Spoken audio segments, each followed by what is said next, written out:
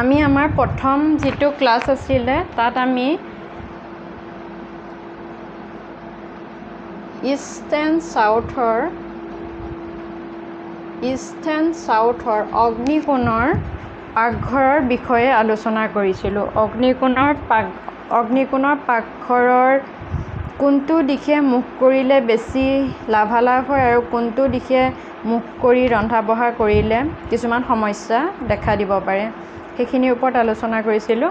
আজি আমাৰ যিটো দ্বিতীয় ক্লাছ হৈছে, এই ক্লাছটো হৈছে আপোনাৰ ঘৰত যি প্ৰাৰ্থনা, আপোনাৰ গৃহত যি প্ৰাৰ্থনাৰ কাৰণে, প্ৰভুৰ কাৰণে, ঈশ্বৰৰ কাৰণে যিখিনি জেগা ৰাখিছে সেইখিনি উচিত হয়নে নহয়, বা কোনখিনিত আপুনি প্ৰভুৰ কাৰণে নিৰ্দিষ্ট এডোখৰ জেগা ৰাখিব পাৰে, ৰাখিলে শুভ, সেই বিষয়ে অলপ আলোচনা কৰিম।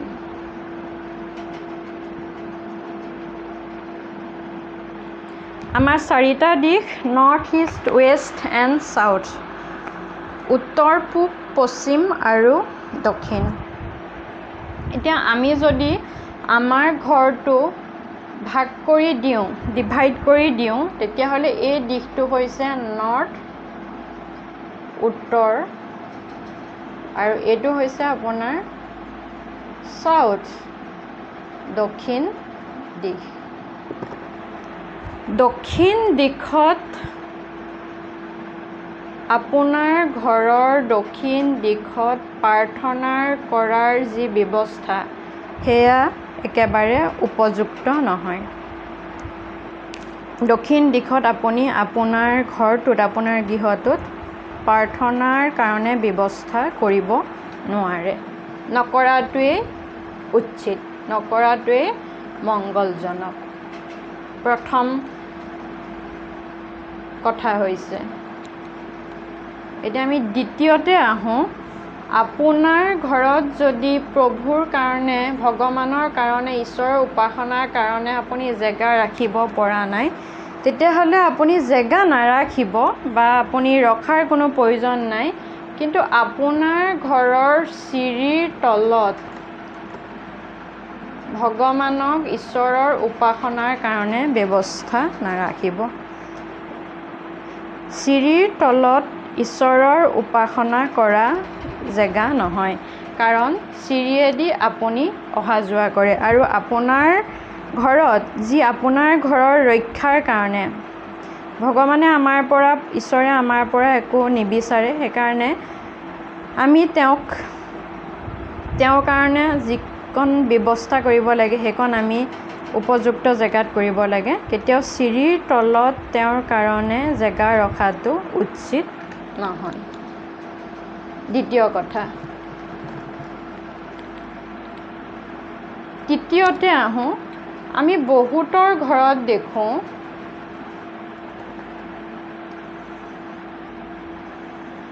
দুটা কোঠা বনালে, এটা কিটচেন, এটা ধৰিলোঁ বেডৰুম। এই জেগাকণ যেতিয়া খালী থাকি যায়, তেতিয়া ইয়াত ষ্ট'ৰেজ কৰা হয়, আৰু কিছুমানৰ ঘৰত দেখিবলৈ পোৱা যায় সেই ষ্ট'ৰেজতেই ঈশ্বৰক উপাসনা কৰাৰ ব্যৱস্থা ৰখা হয়। এয়া খুব বেয়া কথা। কেতিয়া আপোনাৰ দক্ষিণততো বেয়াই, আৰু আপোনাৰ ঘৰৰ যিখিনি ষ্ট'ৰেজ থাকে, আপুনি য'ত আপোনাৰ ঘৰৰ আৱৰ্জনা বা অলাগতিয়াল বস্তুসমূহ ৰাখে, সেই জেগাৰ ওচৰত কেতিয়াও আপোনাৰ গৃহৰ উপাসনাৰ জেগাখিনি নাৰাখিব। এয়া উচিত নহয়। এতিয়া আমি থাৰ্ড পইণ্টলৈ যাম।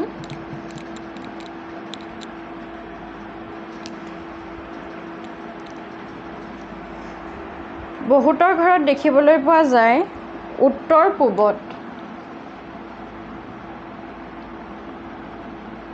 নৰ্থ ইষ্টত এনেকুৱা দিশত ঈশ্বৰৰ উপাসনাৰ কাৰণে জেগা ৰাখে, আৰু দক্ষিণমুখী হৈ পূজা প্ৰাৰ্থনা কৰে।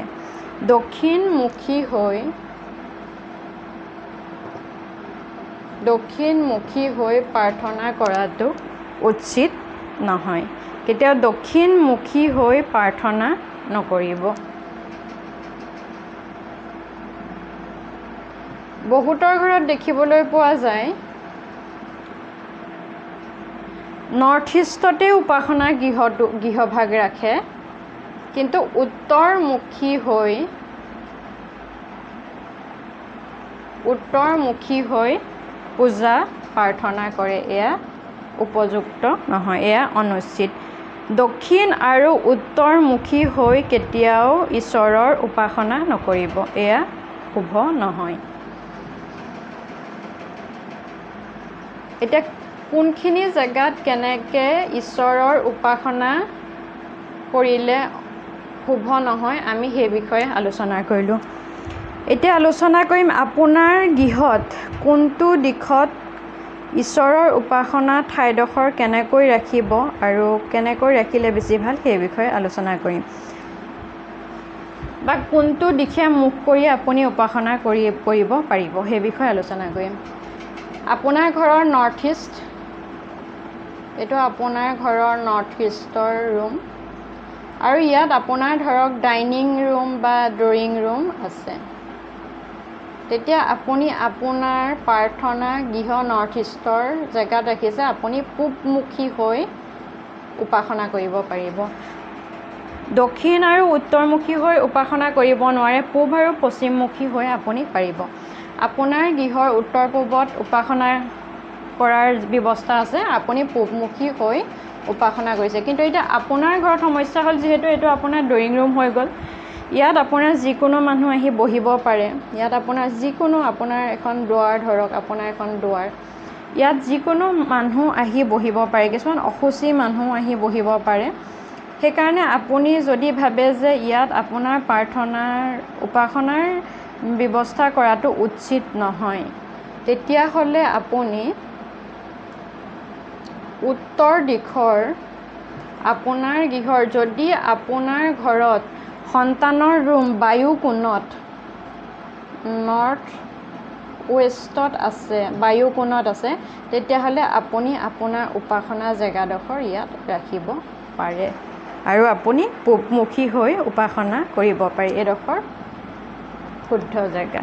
উত্তৰ দিশত আপোনাৰ বায়ু কোণত আপুনি পূবমুখী হৈ ঈশ্বৰৰ উপাসনা কৰিব পাৰে, এইডোখৰত আপুনি পাৰিব।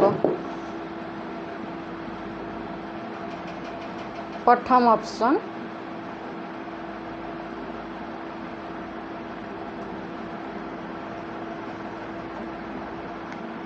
আপুনি আপোনাৰ ঘৰৰ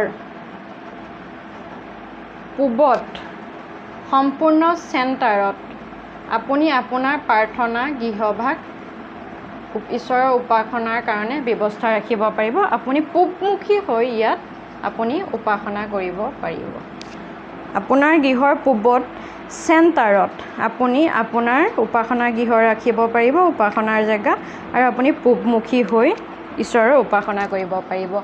আপোনাৰ ঘৰৰ চেণ্টাৰত পশ্চিমত আপুনি ঈশ্বৰৰ উপাসনাৰ কাৰণে ব্যৱস্থা ৰাখিব পাৰিব আৰু আপুনি পশ্চিমমুখী হৈ ঈশ্বৰৰ উপাসনা কৰিব পাৰিব।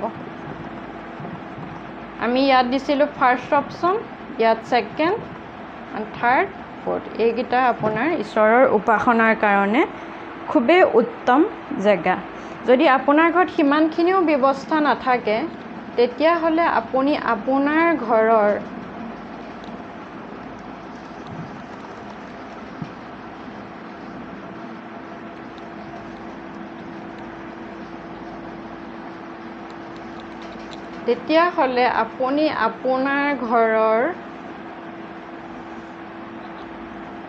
ব্ৰহ্মকোণতো উপাসনাৰ ব্যৱস্থা ৰাখিব পাৰিব। আপুনি আপোনাৰ ঘৰৰ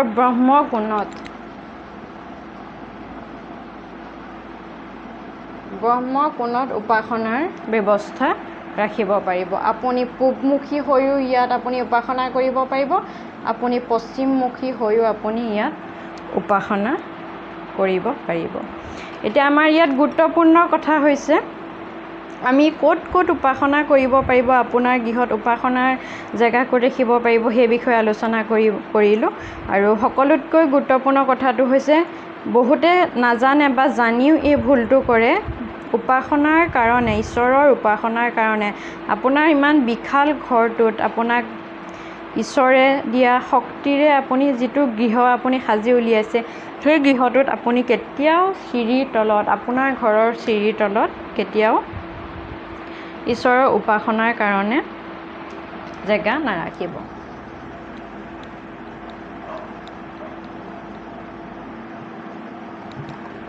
নৰ্থ ইষ্টত আপুনি পাৰিব, কিন্তু ইষ্ট চাউথত আপুনি বহুতে ইষ্ট এণ্ড চাউথত উপাসনাৰ কাৰণে জেগা ৰাখে। ইষ্ট এণ্ড চাউথত ৰাখে, ইষ্ট চাউথ। আপুনি ইষ্ট এণ্ড চাউথত উপাসনাৰ গৃহ ৰাখিব পাৰিব। সেয়া অগ্নিকোণ হৈছে সেয়া শুকুৰৰ জেগা। শুকুৰৰ অৰ্থ হৈছে দানৱৰ গুৰুৱেই। শুকুৰ হৈছে তেওঁৰ দানৱৰ গুৰু শুক্ৰাচাৰ্য। সেইকাৰণে আপুনি অগ্নিকোণত পাৰ্যমানে আপোনাৰ উপাসনা কোঠাটো ৰাখিবলৈ চেষ্টা নকৰিব, কিয়নো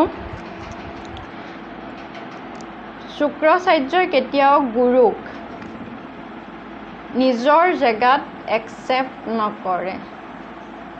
আৰু ইয়াত উপাসনা গৃহ থকাটো বহুত উপযুক্তও নহয়। আৰু কিছুমানৰ ঘৰত থাকে, আমি দেখিছোঁ বাৰু। তথাপিও নৰ্থ ইষ্টত ৰখা আৰু ইষ্ট এণ্ড চাউথত ৰখাৰ মাজত পাৰ্থক্য আছে। দুজনেই গুৰু, এজন হৈছে দানৱৰ গুৰু, এজন হৈছে দেৱতাৰ গুৰু। উত্তৰ পূবত আমি দেৱতাৰ গুৰু আৰু পূব আৰু দক্ষিণত দানৱৰ গুৰু। সেইকাৰণে অগ্নিকোণত ইষ্ট এণ্ড চাউথত, পূব আৰু দক্ষিণত প্ৰাৰ্থনাৰ কাৰণে উপযুক্ত বুলি ইমান মানি লোৱা নহয় বাৰু। বাকী আপুনি যিকেইটা আমি জেগা দিছোঁ, সেই গোটেইকেইটা জেগাত আপোনাৰ উপাসনাৰ ব্যৱস্থা কৰিব পাৰে। আৰু যিকেইটা আমি জেগা উপযুক্ত নহয় বুলি কৈছোঁ, সেইকেইটাত পাৰ্যমানে আপোনাৰ উপাসনাৰ, আপোনাৰ ঈশ্বৰক স্তুতি কৰাৰ, ঈশ্বৰক উপাসনা কৰা জেগাসমূহ যদি নাৰাখে, আপোনাৰ ঘৰখনত নিশ্চয় ভাল ফলাফল দেখিবলৈ পাব। আৰু আমাৰ নতুন ক্লাছবোৰ চাই থাকিব আৰু আমাক সঁহাৰি দিব।